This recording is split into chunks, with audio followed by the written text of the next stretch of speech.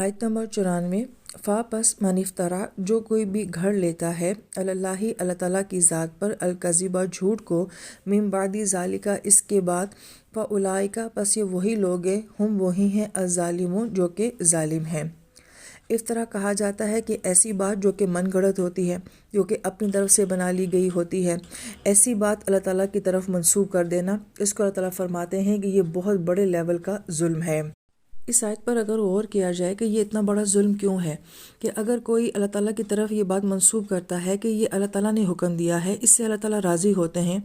اور انسان ساری زندگی اس عمل کو کرتا رہے کہ یہ تو میں اللہ کی رضا کی خاطر کر رہا ہوں، جبکہ اس عمل کی کوئی حقیقت ہی نہ ہو، تو یہ اس انسان کی زندگی کا کتنا بڑا نقصان ہے۔ اسی طریقے سے اگر کسی کو یہ کہہ دیا جائے کہ اللہ تعالیٰ نے اس کام سے منع کیا ہے اور یہ جائز نہیں ہے، اور ساری زندگی انسان وہ کام نہ کرے اور اس کو اپنی بہت بڑی عبادت سمجھ رہا ہو، جبکہ حقیقت میں اس کی کوئی حیثیت ہی نہ ہو، تو گویا کہ ان باتوں کا کتنا بڑا نقصان کسی انسان کی زندگی میں آ سکتا ہے کہ خود سے ایک بات منسوب کر کے کہی جائے یہ تو اللہ تعالیٰ چاہتے ہیں، یہ اللہ تعالیٰ منع کرتے ہیں، اور سامنے والا نہ جانے کس سوچ، کس عقیدت اور کس محبت کے ساتھ ساری زندگی وہ عمل کرتا رہے۔